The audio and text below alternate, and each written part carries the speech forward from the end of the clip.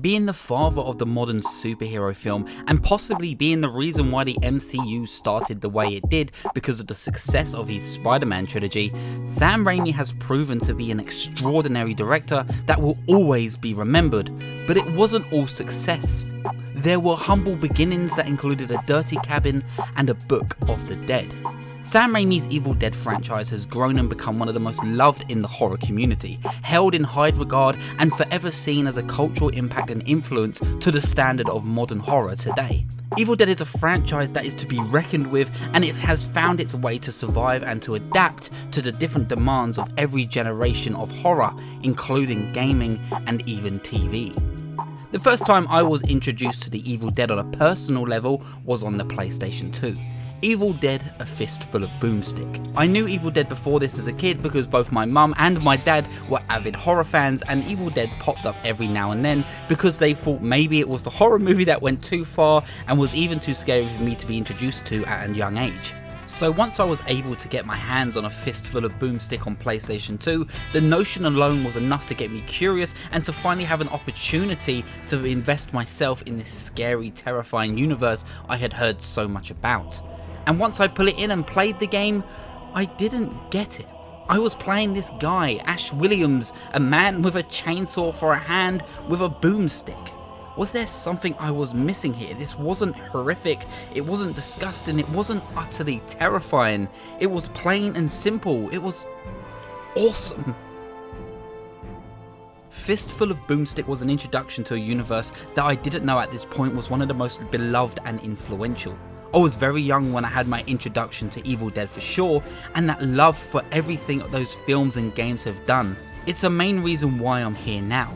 Over 20 years later, I'm still loving the groovy as hell landscape Evil Dead continues to show us, and it always proves time and time again, it will remain eternal.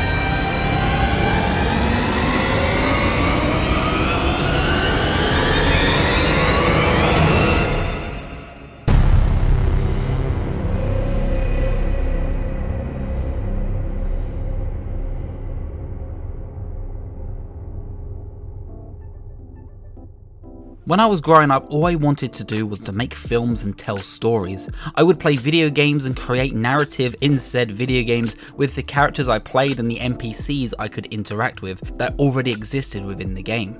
One of my most favourite examples of this was telling stories in the now famous Spider-Man 2, being allowed to swing around and pretending to be Spider-Man, voicing lines between me and NPCs on the street, creating narratives of why characters lose balloons or why villains and thugs are now on the streets.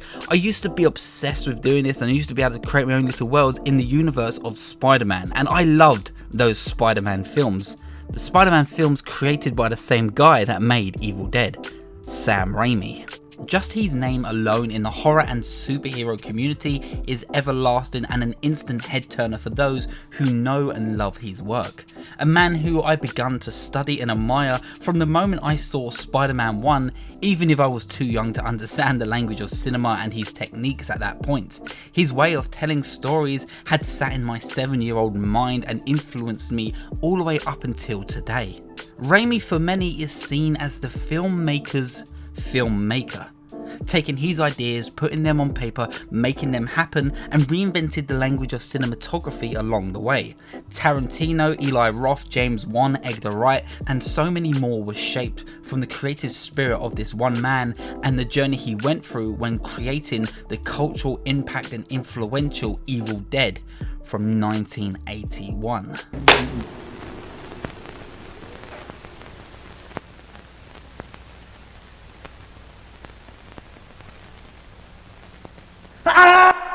The first Evil Dead is one of the most endearing movies I could ever watch as a film lover. It has everything you want to see from a horror cabin in the woods type story. Group of teens innocently spending their time out in the woods, getting high and doing whatever teenagers did during the late 70s when this was filmed, and then they come across a demonic book by the name of the Necronomicon, and then they discover tapes that read out all the passages from that said book, accidentally unleash a literal hell on earth, and those teens all pay for it and they all die one by one on that night. But it's not the plot or the setup that makes the film so endearing to watch. By this point, it's a story that's been told hundreds of times, and in some respects even better than The Evil Dead did it alone. But what it is the craft of the film and filmmaking, and the people involved. It's the film that felt like an impossible success, and yet now, 40 years later, it's still a wild ride to watch and has crowds roaring for more. Just a small crew of 13, including now beloved actor Bruce Campbell and director Sam Raimi himself, got together to make a horror film like no other. At the time, horror film ratings were totally different from what we see now. Films like Texas Chainsaw Massacre, Last House on the Left, and The Hills of Eyes proved there was a place for gore exploitation films, and this small horror genre community exploded in the late 70s, and Raimi was ready to make his mark. And as a creator, Sam clearly wanted this to work and took the precaution to make a prototype of The Evil Dead called Within the Woods, just to get investors included so he can get the $100,000 he needed to start filming The Evil Dead, at this point known as the Book of the Dead. The prototype Within the Woods is worlds apart to the final outcome of what is now known as The Evil Dead, but it allowed Sam and star Bruce Campbell to expand and inject their general ideas of The Evil Dead into the horror sphere. Within the Woods would actually fail as a prototype, and investors weren't willing to give that $100K that Sam needed, so he had to go around finding better means to get the money through financial advisors, family and friends, till he was eventually able to get past that $100K mark, and actually ended up in the end getting $300K. And despite this number seeming quite big relative to the time, $300K was still very low budget, but it was more than enough for a mindset like Sam Raimi's to get to work. For most films, the film set is the film set. You leave, you come to do your job, and that's about it. But they had a team of 13 that all had to sleep and live on set while they were filming The Book of the Dead. In freezing temperatures, covered in blood and hazards as filming went on, an environment that felt like a powder keg of frustrations and creative passion. When watching Evil Dead 1 now, it perfectly showcases what every creative mind has endured during any project. The problem solving of the film is so fun and just commendable to watch. As a film lover and a content creator myself, there is so much duct tape problem solving on display that now those solved problems become a part of Sam Raimi's iconic imagery and style. Which brings me on to one of the most iconic shots of the film, the POV point of view from the evil. We've seen it 100 times, and even if you haven't seen The Evil Dead, you've seen this form of POV, whether that will be in games, films or TV. It's now known as just the Raimi cam, single-handedly rewriting and inspiring directors to how they express a threat or a presence and how that presence can now interact with a film's world. The Raimi cam should be a genius invention from the minds of many visionaries, but it comes from a simple camera placed on a bit of wood with some rope and a crew running through a forest. Simple, easy, and all because of the budget limitations and how they had to think outside of the box at the time, because they wasn't able to afford a classic dolly camera. But because of this human touch and this amateurish imperfection, it allowed for the POV to feel like a natural floating presence that has a great sense of personality with its control. Even now watching the film, you can sense how the evil moves and thinks, especially when it's chasing Ash in the final scene.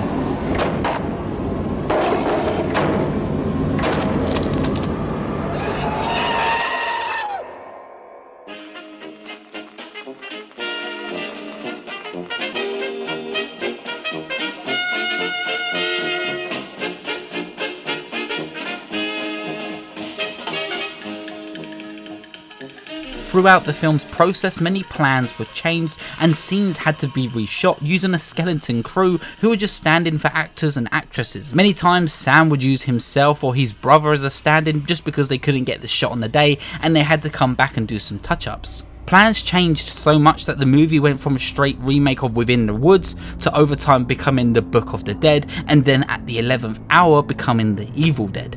If there was one thing that is most infamous during the development of the film, it had to be the amount of injuries and serious accidents that happened on sets. Famous actors were left battered and bruised just because they didn't have the budget for the safe props or even a medical unit at the time. It was very much as if it looked like it hurt on the film, it probably did hurt in real life. Frankly, I think Sam meant it to be that way so that it would come back into the movie. That if everybody was in extreme pain and misery, that somehow this would translate into horror, which he told us every single day.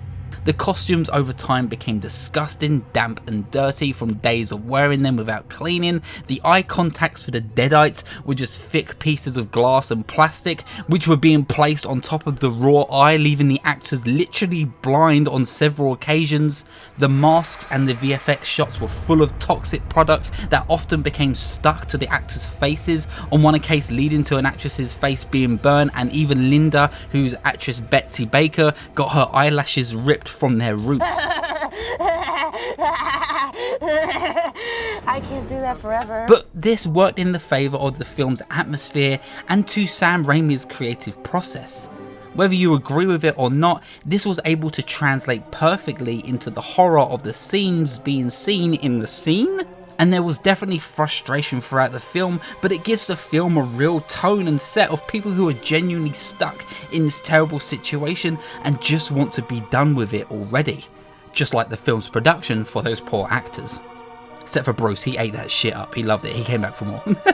It's something I love and is so inspiring about the touch and go nature of the film's development. Sam Raimi was able to put plenty down on paper and get everything he needed out of it and more. The crew was able to adapt and just keep the film going and did exactly what they wanted and exactly what Sam needed. All this effort and creative drive and duct tape stands out to be one of the most timeless film experiences out there worth watching, especially for film lovers like myself. And it was this showcase to be able to adapt to your environment and ever-changing plans around you that really made this film stand out and made the franchise become something bigger than it ever intended to be.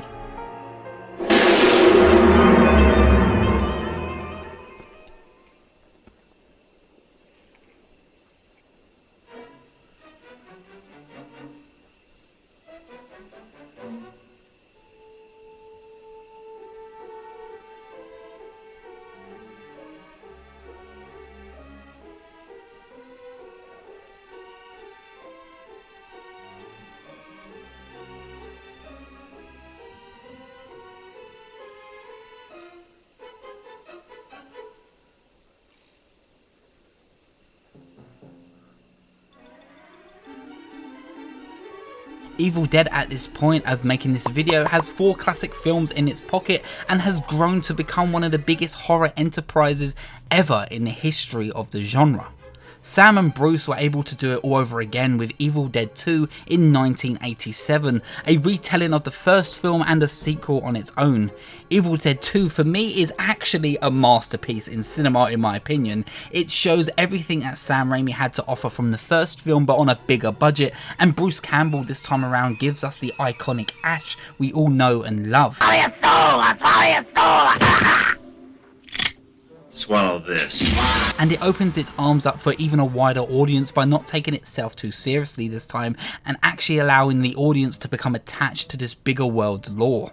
Cinema had changed a lot since the first Evil Dead film was made. You had to remember Evil Dead 1 was being made during the late 70s despite it being released in 1981, and there it was being created for an exploitation film audience who could simply go into a drive-in, watch a movie and go home and not have to think too much about it. But during the 80s, horror really kicked off and became its own, and Evil Dead 2 had to adapt to this new lens of horror cinema, leaning into the lead character final survivor trope that had been so popular with horror at the time and the action genre of the 80s, with Ash donning a shredded shirt to flex his incredible body, having that stupidly badass chainsaw hand, and of course, every single iconic one-liner to boot.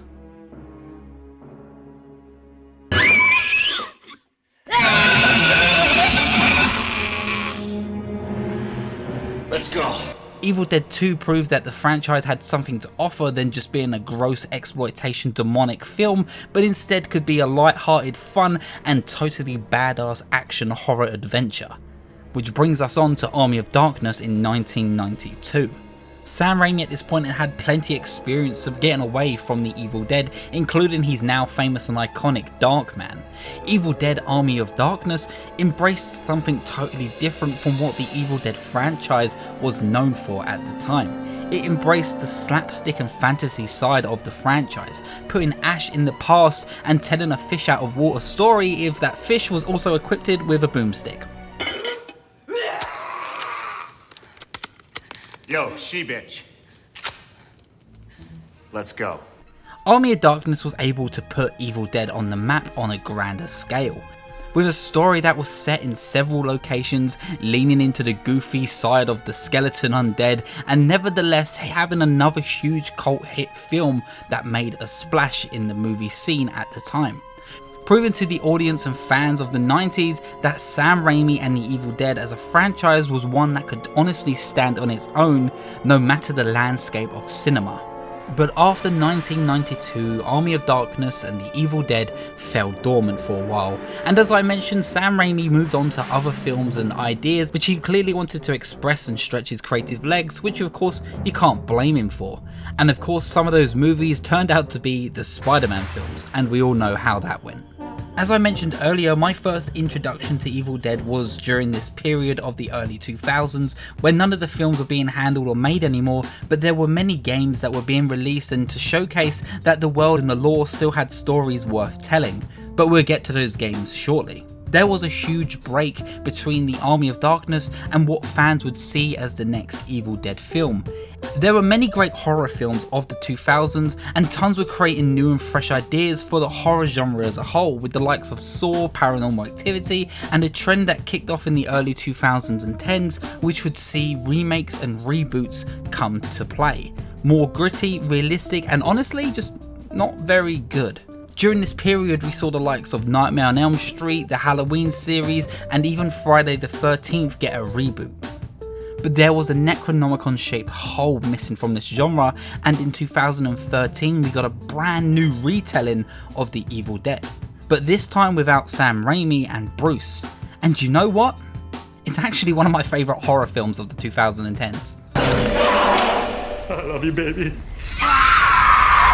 2013's Evil Dead is loud and a bombastic movie that leans on the expectations of the original film. And those same expectations that I had growing up hearing about Evil Dead.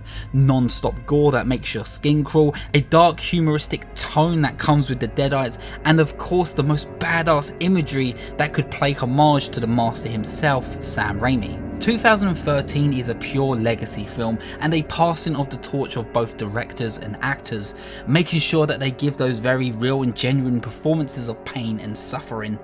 It's a film that plays homage from beginning to end while completely turning the expectations of modern horror in the 2010s on its head. And I think the best thing about it as a film lover is its love letter punchline to practical effects, and something that film and horror lovers truly can get a kick out of. The film showcases an excellent caliber of CG and practical effects merging together. It shows us how far the industry has come from the humble beginnings of the first movie, in both the visual effects departments, the acting departments, and even cinematography, and it all hits a great blend of very professional while staying homogenistic to the original. But all despite the makeup and CG effects, and no matter how good the movie looks, the director wanted to play an ultimate homage to old school horror of the 80s.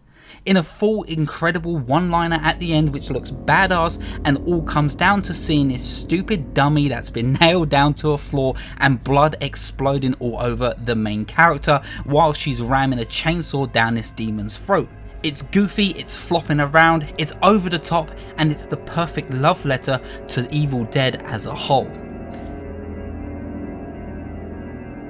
Evil Dead had to prove that it could remain timeless, and even during this day and age of streaming, Evil Dead became a beloved TV series with Ash vs. the Evil Dead, a 3-season blast that showcases everything that is amazing about Evil Dead and its world, and of course so many iconic Ash moments that could last us a lifetime.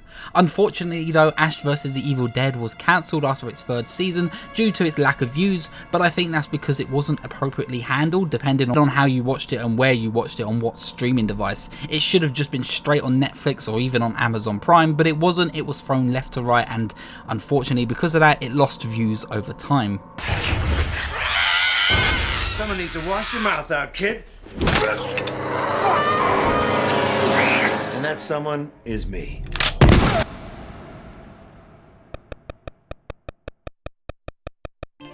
And now we're going back to my first exposure of the Evil Dead with the games. There have officially been 4 licensed games to fill the gaps for the fans of the franchise, the first being actually the Evil Dead on the Commodore 64 in 1984, based on the first film.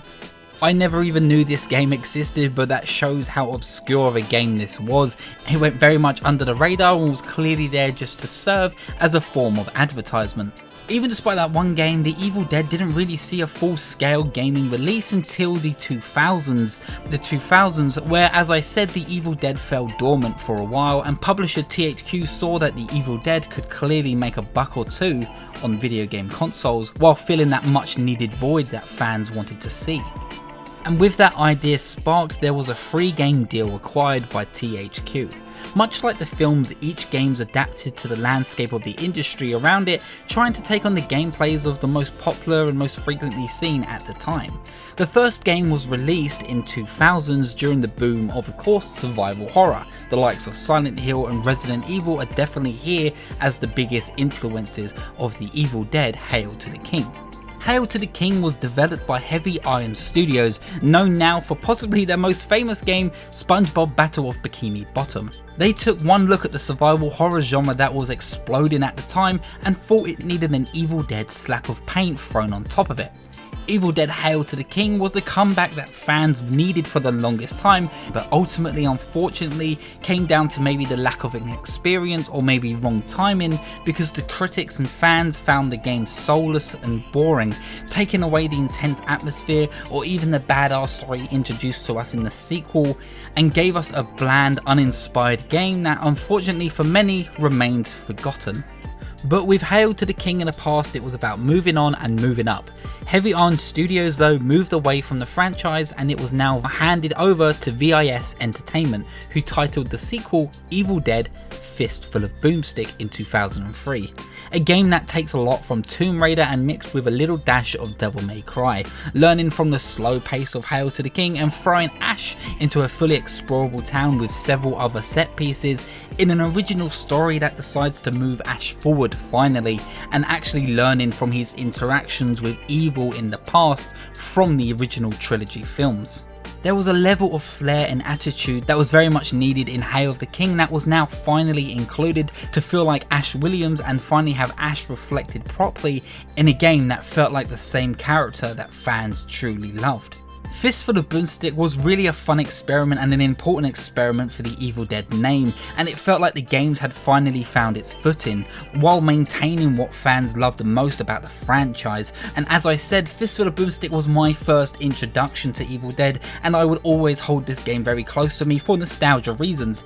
Trust me, this game isn't perfect and that most times it can actually be kinda dull, but I think if you're a fan of the Evil Dead and you get a kick out of watching this universe grow and expand, it's definitely worth picking up and giving a little go, even if it's just once. And then there was the third, the final and the best of the 3-game trilogy that came from THQ, and enter Cranky Pants Games, who took a lot from the groundwork of Fistful of Boomstick and they cut the fat and made a great hack and slash comedy all while doing it. Evil Dead Regeneration from 2005 is set in a what if storyline. What if Ash didn't go into the past at the end of Evil Dead 2 and instead was found and believed to have lost his mind and killed everyone in that cabin on that night? This is such a cool and sweet what if storyline that, fun fact, this actually came back during the Ash vs Evil Dead TV show. Regeneration was so much cooler and so much more stylish, with great combos and even better brutal finishes. It felt like Ash Williams had finally learned and mastered everything that happened to him in that cabin and came back to be the ultimate badass we needed him to be after being dormant for such a long time. And this time Ash had a companion voiced by Sam Raimi's brother, Ted Raimi, who has literally been a staple in anything Sam Raimi has done ever. If you see his face, you know. He's in The Quarry. The Quarry is a love letter to Evil Dead, period. Just saying. But unfortunately, Evil Dead Regeneration in 2005 would be the last we hear from any Evil Dead game in the gaming scene. At least for a while. But it honestly left an everlasting impact that had fans like me calling and asking for more. And every now and then we get a glimmer of hope of a new Evil Dead game. I was so fortunate to be able to discover Evil Dead through my love of gaming because of Fistful of Boomstick, even after 20 years of the original film coming out. And it all really does come back to the spirit of that first original film and the drive to build on something that you love. The Evil Dead has always shown us that it's okay to just adapt to new ideas, change plans and move forward and get your ideas out there and express them however you can. I said Evil Dead 1 was such an inspiring watch and enduring movie to see, but it doesn't just stop with the Evil Dead 1 as a film on its own. I mean the entire franchise, whether it's the scariest film of the 80s or a game adaptation of the 2000s, or reminding viewers that horror can still be a fun, gory blast of the 2010s, Evil Dead always has something worth saying and always remains to be something worth looking up to. And that's why now, even in the 2020s, we're still seeing brand new Evil Dead content being made, a fifth film that will continue its legacy, and another very successful game that builds on an asymmetric horror which has been the boom of the horror landscape in gaming for a very long time. Evil Dead is still being shown and introduced to brand new audience members and studied by movie lovers and wannabe creators like myself, and there seems to be no sign of stopping. With a new film coming and games still getting more relevant attention than ever, The Evil Dead continues to be as important and as impactful as it was back in 1981. Sam Raimi, Bruce Campbell, and that small crew of filmmakers were on a mission to get a small movie to a silver screen for a simple drive-in theatre, but instead laid the foundation for other creators that can be built on and made sure that Evil Dead will always remain eternal. Groovy. And of course, if you enjoyed this video, I will see you at the next checkpoints. Goodbye.